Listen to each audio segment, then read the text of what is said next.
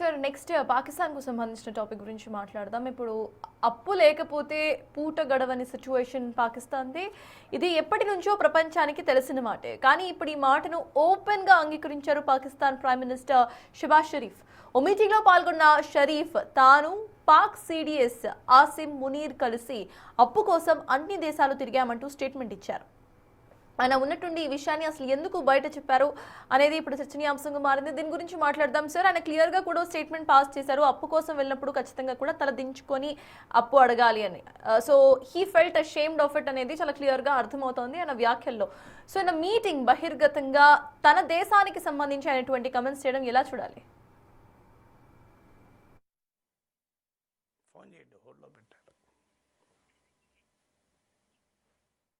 అప్పు లేకపోతే పూట గడవని పరిస్థితి పాకిస్తాన్ది. ఇన్ఫ్రాస్ట్రక్చర్ లో కూడా చాలా వర్స్ట్ గా ఉంటుంది పాకిస్తాన్ ఇన్ఫ్రాస్ట్రక్చర్. ఖర్చు పెట్టేది ఎక్కువ, వాళ్ళకు వస్తున్న ఆదాయం తక్కువ. ఎక్స్పోర్ట్స్ సైతం చాలా తక్కువగా ఉంటుంటాయి పాకిస్తాన్ కి. సో ఇది ఎప్పటి నుండో కూడా ఇలానే గడుస్తూ వస్తున్న విషయం. ఇది ప్రపంచం మొత్తానికి కూడా తెలుసు. కానీ ఇప్పుడు ఈ మాటను ఓపెన్ గా అంగీకరించారు Pakistan prime minister Shehbaz Sharif. Might be this is the first time ఒక ప్రైమ్ మినిస్టర్ తన దేశానికి సంబంధించిన అవమానకరమైన అంశాలను బయట ఒక మీటింగ్ లో చెప్పడం. ఈ మీటింగ్ లో భారత్ కు సంబంధించిన మీడియా సైతం అటెండ్ అయింది. ఓ మీటింగ్ లో పాల్గొన్న షరీఫ్ తాను పాక్ సిడిఎస్ ఆసిమ్ మునీర్ కలిసి అప్పు కోసం అన్ని దేశాలు తిరిగామంటూ స్టేట్మెంట్ ఇచ్చారు. తనకు సంబంధించిన ఫ్రెండ్లీ స్టేట్స్ ఏవైతే ఉన్నాయో చైనా, సౌదీ అరేబియా, వీటన్నిటికీ కూడా వెళ్ళొచ్చామంటూ కూడా వ్యాఖ్యానించారు. హీ ఆల్సో థ్యాంక్డ్ చైనా భారీ మొత్తంలో అప్పిచ్చిందంటూ కూడా ఆయన వ్యాఖ్యానించారు. అదే స్టేట్మెంట్స్ ఇస్తూ కూడా ఆయన క్లియర్ గా అప్పు కోసం తన దేశానికి సంబంధించిన అప్పు కోసం వెళ్ళి అడుగుతున్నప్పుడు 1000 కోట్లు అప్పుగా ఇవ్వాలంటూ కూడా ఆయన అడిగినట్టు క్లియర్ గా కూడా ఒక స్టేట్మెంట్ ఇచ్చారు. అండ్ అటువంటి సిచ్యువేషన్ లో తన తల దించుకొని అడగాల్సిన సిచ్యువేషన్ వస్తుంది అంటూ కూడా ఆయన క్లియర్ స్టేట్మెంట్ ఇచ్చారు. అంటే ఆయన ఎంత అషేమ్డ్ గా ఫీల్ అయ్యారు అక్కడ నుంచునేటప్పుడు, అప్పు అడిగేటప్పుడు అనేది చాలా క్లియర్గా అర్థమవుతోంది. మరి పాకిస్తాన్ ప్రైమ్ మినిస్టర్ ఇటువంటి వ్యాఖ్యలు అసలు ఎందుకు బహిర్గతంగా మాట్లాడారు? తన దేశానికి సంబంధించిన అంతర్గత విషయాలు ఏవైతే ఉన్నాయో అవి ఎందుకు ప్రపంచం ముందు ఉంచారు? ఇదేమైనా స్ట్రాటజికల్ మూవా, లేకపోతే ఇంకేమైనా అంతరార్థం ఉందా, లేకపోతే really he felt ashamed of the economic status of Pakistan? ఇది ప్రెసెంట్ వరల్డ్ వైడ్ గా చర్చకు దారితీసిన విషయం. ఓపెన్ గా ఆయననే ఇటువంటి వ్యాఖ్యలు చేశారు. So yes, will go back to sir. ఇందాక చెప్పినట్టు ఇటు పాకిస్తాన్ కు సంబంధించి స్వయాన ప్రైమ్ మినిస్టర్ ఇటువంటి కమెంట్స్ చేయడం ఎలా చూడాలి? హీ క్లియర్లీ సెడ్ ఆయన చాలా అషేమ్డ్ గా ఫీల్ అయ్యామంటే వేరే స్టేట్స్ కి వెళ్ళి, వేరే కంట్రీస్ కి వెళ్ళి అడిగినప్పుడు తల దించుకోవాల్సిన పరిస్థితి వస్తూ ఉంటుంది అంటూ కూడా కొన్ని కంట్రీస్ పేర్లు, సౌదీ అరేబియా, చైనాకు సంబంధించిన పేర్లను సైతం తీశారు. సో అసలు ఒక మీటింగ్ లో ఆయన దీనికి సంబంధించి మాట్లాడాల్సిన పరిస్థితి ఎందుకు వచ్చింది అనుకోవాలి? మీరేమంటారు సార్? అంటే పాకిస్తాన్ ప్రైమ్ మినిస్టర్ అన్నది ఏంటంటే, మనం అప్పులకు వెళ్ళాల్సి వస్తుంది. అప్పులకు వెళ్ళినప్పుడు మిత్ర దేశాలు మన సహకారాన్ని ఇస్తున్నాయి, అందుకు ధన్యవాదాలు. కానీ ఎప్పుడైనా అప్పుకి వెళ్తే తలెత్తుకోలేని పరిస్థితి. సో సెల్ఫ్ రెస్పెక్ట్ వదులుకోవాలి. కొన్నిసార్లు వాళ్ళు కండిషన్స్ కూడా పెడుతున్నారు, వాటికి రాజీ పడాల్సి వస్తుంది. ఇది చేయకూడదని అనుకున్నా కూడా చేయాల్సి వస్తుంది అని పాకిస్తాన్ తన దుర్బల స్థితిని, తన వల్నరబిలిటీని బయట పెట్టుకుంది. ఇదేం కొత్త కాదు. పాకిస్తాన్ ప్రైమ్ మినిస్టర్ అంతకు ముందు కూడా ఇలాంటి స్టేట్మెంట్ ఇచ్చాడు. మనం అప్పులు తీసుకొని బయటికి వెళ్తే మన బిచ్చగాల్లాగా చూస్తున్నారు మిత్ర దేశాలు అని.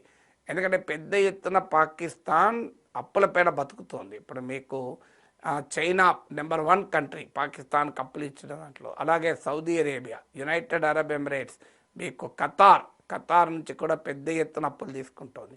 సో పాకిస్తాన్ పరిస్థితి ఏంటంటే అప్పులు లేకుండా బతకలేని పరిస్థితి. ఇప్పుడు IMF నుంచి అప్పులు తీసుకుంటోంది. సో ఇలాంటి పరిస్థితిలో పాకిస్తాన్ ఉంది. ఎందుకంటే పాకిస్తాన్ ట్రేడ్ బాగా తగ్గిపోయింది. ఇప్పుడు మీకు వరల్డ్ బ్యాంక్ డేటా ప్రకారం 1990s Pakistan trade, foreign trade 16% of GDP ఉంటే 2024లో అది 10% ఆఫ్ GDPకి పడిపోయింది. సో దానికి తోడు పాకిస్తాన్ తన టెర్రర్ ఇన్ఫ్రాస్ట్రక్చర్ కొరకు పెద్ద ఎత్తున ఖర్చు పెట్టాల్సి వస్తుంది. మన ఆపరేషన్ సింధూర్లో 9 టెర్రరిస్ట్ క్యాంపులు ధ్వంసం చేశాం. జైషీ మహమ్మద్ టెర్రరిస్ట్ క్యాంప్ ధ్వంసం చేస్తే వాడికి లక్షల రూపాయల నష్టపరిహారాన్ని పాకిస్తాన్ ప్రభుత్వం చెల్లించింది. దీనికి తోడు మనం ఇండస్ వాటర్ ట్రీటీని అబయన్స్లో పెట్టాం. దాంతో పాకిస్తాన్ అగ్రికల్చరల్ ఎకానమీ దెబ్బతింది. పాకిస్తాన్ నేషనల్ ఇన్కంలో నియర్లీ 24% వరకు అగ్రికల్చర్ వస్తాయి. మన ఎకానమీలో 14%. సో అందువల్ల దాంతో పాకిస్తాన్ అగ్రికల్చర్ ఎకానమీ కూడా దెబ్బతింది. ఇప్పుడు ఇండియా యూరోప్ మధ్య కుదిరిన ట్రేడ్ డీల్ వల్ల పాకిస్తాన్ ఎక్స్పోర్ట్స్ దెబ్బతింటాయి. పాకిస్తాన్ ఎక్స్పోర్ట్స్లో ప్రధానమైనది టెక్స్టైల్స్, మీకు అపరెల్స్ అంటే దుస్తులు, వస్త్రాలు.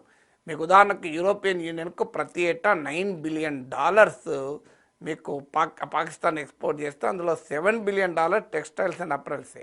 ఇప్పటి వరకు పాకిస్తాన్ కొన్ని అడ్వాంటేజ్ అంటే యూరోప్లో generalise system of preferences GSP+ అనే ఒక వ్యవస్థ కింద పాకిస్తాన్ ఎక్స్పోర్ట్లో 66%కు డ్యూటీ ఫ్రీ యాక్సెస్ ఉంది. అంటే యూరోప్లో ఎలాంటి సుంకాలు లేకుండా వాళ్ళు అమ్ముకోవచ్చు. ఇప్పుడు దానివల్ల పాకిస్తాన్ టెక్స్టైల్స్, అపరెల్స్ పెద్ద అవుతున్నాయి. మన భారత్ యూరోప్కి ఎక్స్పోర్ట్ చేస్తే 12% ట్యాక్స్ కడుతోంది, డ్యూటీ కడుతోంది. ఇప్పుడు ఇండియాకు యూరోప్కు కొద్దిన ట్రేడ్ డీల్ వల్ల ఇండియన్ ఎక్స్పోర్ట్స్ ఏమో 0 డ్యూటీకి వస్తున్నాయి. నెక్స్ట్ ఇయర్ నుంచి పాకిస్తాన్కు GSP స్టేటస్ అయిపోతుంది. మళ్ళీ రెన్యూ చేయకపోతే చెప్పలేం. అందువల్ల పాకిస్తాన్ టెక్స్టైల్ ఎక్స్పోర్ట్స్ అన్నీ దెబ్బతినే అవకాశం ఉంది. సో ఒక అంచనా ప్రకారం అయితే 1 కోటి మంది పాకిస్తాన్లో జాబ్స్ కోల్పోతారండి. ఎందుకంటే ఒక అంచనా ప్రకారం పాకిస్తాన్ టెక్స్టైల్ ఇండస్ట్రీలో 1.5 నుంచి 2.5 కోట్ల మంది పనిచేస్తున్నారు. సో పెద్ద ఎత్తున పాకిస్తాన్ ఎక్స్పర్ట్స్ చెప్తున్నారు. All Pakistan textile manufacturers association president Pakistan ప్రముఖ పత్రిక డాన్కి ఇచ్చిన ఇంటర్వ్యూలో చెప్పాడు. పాకిస్తాన్ మినిస్టర్స్ చెప్తున్నారు India European union trade deal వల్ల పాకిస్తాన్ టెక్స్టైల్ ఎగుమతుల వెన్నెముకే విరిగిపోతుందని. సో అందువల్ల పాకిస్తాన్ ఇది సీరియస్ క్రైసిస్. ఎందుకు మరి మీరు పాకిస్తాన్ జిహాదీ ఫ్యాక్టరీలను తెరుచుకొని ప్రపంచంలో ఉన్న భయంకర తీవ్రవాదులు మసూద్ అజర్, హఫీజ్ సయీద్, దావూద్ ఇబ్రహీం ఇలాంటి వాళ్ళందరినీ ప్రొడ్యూస్ చేస్తే ఇట్లే ఉంటుంది. మనమేమో సత్య నాదెల్లా, సుందర్ పిచ్చయ్య, ఇంద్రా నుయి, పరాగ్ అగర్వాల్ మీకు ఇలాంటి వాళ్ళను మనము ఉత్పత్తి చేస్తాం. వినోద్ ఖోస్లా ఇట్లాంటి వాళ్ళు అలాంటి వాళ్ళని ఉత్పత్తి చేస్తాం. అందుకే అట్లా తయారైంది ఆ దేశం. సార్ అట్లీస్ట్ అంటే ఇన్నిసార్లు వాళ్ళు బహిర్గతంగా బయట చెప్పుకోవడం అండ్ అప్పడిగే పరిస్థితి వస్తుంది అంటూ కూడా ఆయన ఫీల్ అవ్వటం మనం క్లియర్గా గమనించాం. కాబట్టి ఫర్దర్గా ఎటువంటి జాగ్రత్తలు తీసుకోవాలి ఎకానమీ కరెక్ట్గా ఉండడానికి అనే కోణంలో సైతం ఆలోచించే అవకాశం ఉందనుకోవచ్చు. పాకిస్తాన్ ఎందుకు ఆలోచిస్తుంది? ఇప్పుడు కుక్కతోక వంకర కదా. పాకిస్తాన్ అలా ఆలోచిస్తే పాకిస్తాన్ ఎందుకు అవుతుంది? ఇప్పుడు 60 ఏళ్ళ పాకిస్తాన్ పుట్టినప్పటి నుంచి ఇప్పటి వరకు ఆలోచించలేదు. అదొక ఫెయిల్డ్ స్టేట్, ఒక ఫ్లాడ్ స్టేట్. అక్కడ జిహాదీలు రాజ్యం వెళ్తారు. అక్కడ అధికారంలో ఉన్నది సైన్యము, జిహాదీ శక్తులు, అవకాశవాద రాజకీయ నాయకులు. వారికి నిరంతరం ఇండియాకు వ్యతిరేకంగా తమ ఆర్మ్స్ బిల్డప్ చేసుకోవడం, ఆయుధాలు కొనడానికి పాకిస్తాన్ దగ్గర డబ్బులు ఉంటాయి, F-16 యుద్ధ ప్యాకేజీలకు డబ్బులు ఉంటాయి, అమెరికాకు తమ సహజ వనరుల సంపదను అమ్ముకోవడానికి వాళ్ళు సిద్ధపడతారు. ఇప్పుడు ట్రంప్ కంపెనీతో క్రిప్టో డీల్ కుదుర్చుకున్నారు. మినరల్ ఎక్స్ప్లోరేషన్కి అమెరికాతో United metals company, American company ఒప్పందం చేసుకుంది. పాకిస్తాన్ ఆయిల్ ఫీల్డ్స్ను అమెరికా డెవలప్ చేస్తాను అగ్రిమెంట్ చేసుకుంది. బెలూచిస్తాన్లో గదార్ పోర్టును చైనాకు అప్పచెప్పింది. ఇప్పుడు ఇంకో పస్నే పోర్టును అమెరికాకు అప్పచెప్తా ఉంటుంది. ఆ దేశం ఇప్పుడు బాగుపడుతుంది అనుకోని ఆఖరికి దేశాన్ని అమ్ముకోవడానికి సిద్ధపడుతున్నారు. అడుక్క తినడం సాధ్యం కానప్పుడు అమ్ముక తినడమే సాధ్యమవుతుంది కదా. ఎగ్జాక్ట్లీ. సో ఇటువంటి సిచ్యువేషన్స్ జనరల్లీ ఇలాంటి చిన్న దేశాలు చూసినప్పుడు ఎస్పెషలీ పాకిస్తాన్ లాంటి దేశం వీళ్ళు లోపల అంటే ప్రజలకు సంబంధించి గవర్నెన్స్ ఎలా ఉన్నా కూడా అక్కడ కూడా ప్రజలు ఉంటారు. సో వాళ్ళకి సంబంధించి వాళ్ళు తిరుగుబాటు చేసే అవకాశం ఉందనుకోవాలి. బికాస్ రీసెంట్లీ ఆ ట్రెండ్ మనకి ప్రెసెంట్ కనిపిస్తుంది కాబట్టి. అంటే ప్రతిసారి పరిస్థితులున్నా తిరుగుబాటు ఉండాలని లేదు. దాన్ని ఆర్గనైజ్ చేసేటువంటి పరిస్థితులు ఉండాలి. ప్రభుత్వాల నిర్బంధాలను తట్టుకోగలగాలి.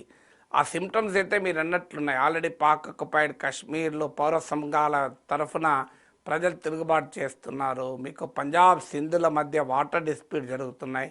బెలూచిస్తాన్ అయితే వాళ్ళు అసలు మేము స్వతంత్ర దేశమనే ప్రకటిస్తున్నారు. పాకిస్తాన్లో 50% బెలూచిస్తాన్లో ఉంటారు. ఈ మధ్య సింధు ప్రాంతంలో మాది సింధు ప్రదేశ్, మేము సెపరేట్ కంట్రీగా ఏర్పడతాం, ఇండియా సహకరించాలని కోరుకున్నారు. బెలూచిస్తాన్ వరకు కూడా ఇండియాను సహకరించమని కోరుతున్నారు. మీరు మేము కలిసి పాకిస్తాన్ సంగతి తేలుద్దామని. ఖైబర్ పఖ్తూన్ఖ్వాలో ప్రజలు ఓపెన్గానే చాలా ప్రాంతాల్లో పాకిస్తాన్ ప్రభుత్వం అధికారంలో లేదు. మరి ఇక పాకిస్తాన్ మిగిలింది ఏంటి? ఒక పంజాబ్ మిగిలింది. ఎందుకంటే పంజాబ్ నుంచే మీకు నవాజ్ షరీఫ్ లాంటి ఫ్యామిలీస్ వస్తాయి. పంజాబ్ నుంచే అసీం మనీర్ లాంటి ఆర్మీ లీడర్షిప్ వస్తుంది. సో అందరూ తిరగబడుతున్నారు పాకిస్తాన్లో. కానీ ప్రతి తిరుగుబాటు మంచి వైపుగా దేశాన్ని తీసుకెళ్తుందని చెప్పలేం. నేపాల్లో తిరుగుబాటు ఎటువైపు తీసుకెళ్ళింది? గందరగోళం వైపు తీసుకెళ్ళింది. బంగ్లాదేశ్లో తిరుగుబాటు ఇస్లామిక్ శక్తులను బలోపేతం చేసింది. శ్రీలంకలో అర్గాలియా అనే తిరుగుబాటు ఒక సుస్థిర ప్రభుత్వాన్ని తీసుకొచ్చింది. సో ప్రతి తిరుగుబాటు పాజిటివ్ రిజల్ట్ ఇస్తుందని చెప్పలేం కదా. ఆల్రెడీ ఇమ్రాన్ ఖాన్ నాయకత్వంలో టెరిక్ ఇన్సాఫ్ పార్టీ అసలు సైన్యం అవుట్ పోస్టులపైన అటాకులు చేసింది. పెద్ద ఎత్తున దేశమంతా నిరసనలు తెలిపింది. సో పాకిస్తాన్ ఆల్రెడీ రావణ కాస్టులాగా మండుతోంది కదా. కరెక్ట్.